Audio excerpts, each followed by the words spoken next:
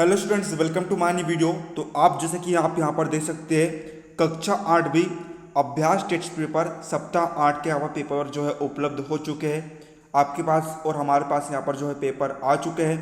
तो इस वीडियो में हम आपका भाग 1 हिंदी के सभी प्रश्नों का हम यहाँ पर उत्तर देखने वाले हैं। आपको बिल्कुल इसके सही उत्तर बताए जाएंगे, साथ ही में आपको विस्तृत पूर्वक आपको जो है सभी प्रश्नों के उत्तर को आपको समझाया जाएगा। तो वीडियो को आपको एंड तक देखना है और ध्यान लगाकर समझना है। चलिए अब हम वीडियो को बिना किसी देरी के यहाँ पर शुरू करते हैं। तो देखिए यहाँ पर आपको निर्देश दिया गया है, नीचे आपको एक सूचना दी गई है। उस सूचना के आधार पर आपको प्रश्न के नीचे दिए गए विकल्पों में से आपको सही विकल्प चुनकर सही उत्तर की तालिका में आपको लिखना है। तो देखिए आप यहाँ पर देख सकते हैं, यहाँ पर आपको देखिए कि सूचना दी गई है, पोस्टर आपको दिया गया है। इसमें लिखा गया है मतदाता जागरूकता अभियान 2018। आपका जब मध्य प्रदेश में 2018 में चुनाव हुआ था मुख्यमंत्री के लिए, तो उसका देखिए यहाँ पर पोस्टर आपको दिया गया है। देखिए यहाँ पर क्या लिखा है, मतदान दिनांक 28 नवंबर 2018, है ना। आपका देखिए 28 नवंबर 2018 का आपका आखिरी चुनाव हुआ था। कौन सा वाला? विधानसभा चुनाव, है ना। तो आप यहाँ पर देखिए नारे वारे यहाँ पर लिखा गया है ना।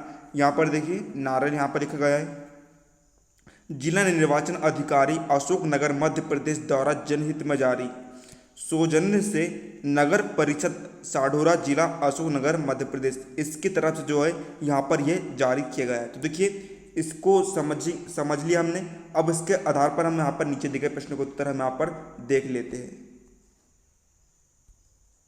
क्या इंग्लिश बोलने से लगता है आपको डर? तो डरना बंद कीजिए और डाउनलोड के इंग्लिश स्पीकिंग कोर्स के साथ आज ही जुड़ जाइए, जहां इंग्लिश के टॉप एक्सपर्ट्स आपको हिंदी भाषा की मदद से इंग्लिश बोलना सिखाएंगे, वो भी एकदम बेसिक से। अगर आप इंग्लिश बोलने से हिचकिचाते हैं, अपने इंटरव्यू के लिए इंग्लिश सीखना चाहते हैं और अपने आप को इंग्लिश में हीरो बनाना चाहते हैं, तो ये कोर्स आपके लिए है। आज ही डाउनलोड ऐप पर आकर ये कोर्स खरीदिए और अपने इंग्लिश बोलने के सपने को पूरा कीजिए। तो देखिए छात्रों, यहाँ पर पहला प्रश्न आपको दिया गया है, यह अभियान किस लिए है। तो देखिए आप जैसे कि यहाँ पर देख सकते हैं, ये जो अभियान है इसलिए दिया गया है, ये जो आपको पोस्टर दिया गया है इसलिए दिया गया है ताकि जो मतदाता है वह अपना मत यहाँ पर दे सके, यानी कि अपना वोट जो है दे सके। ये जो पोस्टर आपको दिया गया है ये वोट देने के लिए, जनता को वहाँ पर जागरूक करने के लिए बनाया गया है। तो देखिए इसका जो आपका ऑप्शन नंबर बी यहाँ पर करेक्ट हो जाएगा, मतदान के प्रति सजग बनाने के लिए, यानी कि जागरूक करने के लिए। तो आपका ऑप्शन नंबर बी यहाँ पर करेक्ट हो जाएगा। दूसरा क्वेश्चन हमें यहाँ पर दिया है, खेत खलियान और गांव से निकलकर मतदान करने के लिए किसे प्रेरित किया जा रहा है। तो देखिए इसका ऑप्शन नंबर सी आपका करेक्ट यहाँ पर हो जाएगा, मतदाताओं को, है ना। मतदाताओं को जो है यहाँ पर प्रेरित किया जा रहा है, यानी जो मत देने वाले, जो वोट देने वाले लोग हैं उनको यहाँ पर जो है प्रेरित किया जा रहा है। तीसरा क्वेश्चन हम यहाँ पर दिया है, जागरूकता अभियान के लिए स्थानीय भाषा का उपयोग क्यों किया गया है ना। स्थानीय भाषा मतलब कि जिस स्थान में जिस भाषा का प्रयोग किया जाता है। आप जैसा कि देखते होंगे कई अलग अलग क्षेत्रों में कई अलग अलग भाषाओं का प्रयोग किया जाता है ना, उन्हें हम स्थानीय भाषा, इंग्लिश में लोकल लैंग्वेज भी हम कहते हैं। तो इसका उपयोग क्यों करते हैं? तो देखिए इसका ऑप्शन नंबर बी यहाँ पर करेक्ट हो जाएगा, ताकि जो संदेश है, जो पोस्टर में जो संदेश है उसको हम अधिक से अधिक लोगों तक पहुँचा सकें। जो ग्रामीण के जो लोग होते हैं वे स्थानीय भाषा का अधिकतर प्रयोग करते हैं, इसलिए इसका प्रयोग यहाँ पर किया जाता है। अगला क्वेश्चन हमें यहाँ पर दिया है कि लोकतंत्र की मजबूती करने के लिए क्या आवश्यक है। तो देखिए लोकतंत्र, देखिए लोकतंत्र को हम समझते हैं। देखिए यहाँ पर लोक का अर्थ क्या होता है? जनता, और तंत्र का अर्थ होता है शासन, यानी कि जनता का शासन। तो जनता का शासन कब होगा? जब जनता जो है अपने वोट का प्रयोग करके अपने राजा को या फिर अपने जो नेता है उनको चुनती है, ठीक है। तो यहाँ पर देखिए लोकतंत्र की मजबूती के लिए क्या आवश्यक है, इसका ऑप्शन नंबर आपका बी करेक्ट यहाँ पर हो जाएगा। सभी मतदाता जो है यदि वोट डालेंगे तो उससे क्या होगा, वे अपने अनुसार जो है अपना नेता चुन सकेगी, अपने मनपसंद नेता को यहाँ पर चुन सकेगी, और यहाँ पर जो लोकतंत्र है उसका यहाँ पर प्रभाव बना रहेगा। अगला क्वेश्चन हम यहाँ पर देख लेते हैं। अगला क्वेश्चन आपको दिया गया है, यह सूचना किसके लिए जारी की गई है। तो देखिए इसको जो है ऑप्शन नंबर आपका सी यहाँ पर करेक्ट हो जाएगा, जनहित में जारी की गई है, यानी कि सभी लोगों के लिए यहाँ पर जारी की गई है। अब देखिए अगला हम यहाँ पर समझते हैं, या आपको यहाँ पर देखिए यहाँ पर आपको एक अनुच्छेद या फिर इंग्लिश में हम इसे पैराग्राफ कह सकते हैं, वह आपको देगा है, इसे हम पढ़ना है और नीचे दिया आपको प्रश्न का उत्तर आपको देना है। तो देखिए समझते हैं हम। तो देखिए एक संदीप नाम का लड़का था, एक संदीप नाम का लड़का था, उसे बचपन से ही तैराकी यानी कि तैरने का शौक था।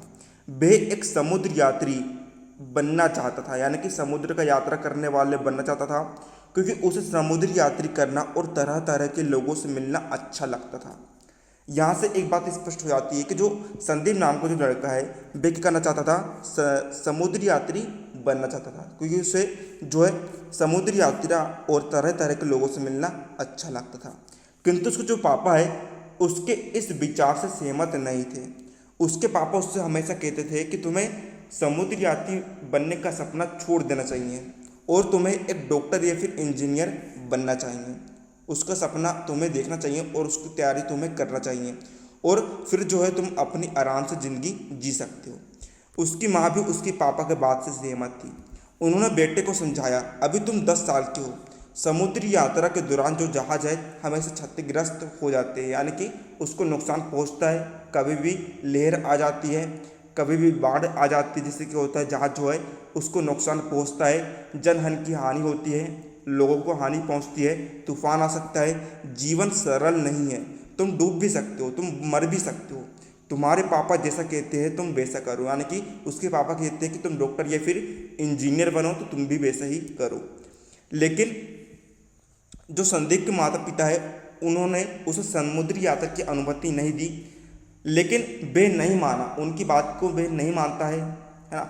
और 18 वर्ष का वे जैसे ही होता है, वे एक दिन समुद्री यात्रा करने के लिए चुपचाप अपना घर को जो है छोड़ देता है और समुद्री यात्रा करने के लिए चला जाता है। उसने एक जहाज पर नौकरी कर ली। संदीप ने जो है कई देशों के यहाँ पर यात्रा की और बहुत से नए नए स्थानों को यहाँ पर भ्रमण किया, घुमा फिरा। एक यात्रा के दौरान उसका जो जहाज है नष्ट हो गया, उसके जहाज को हानि पहुंची।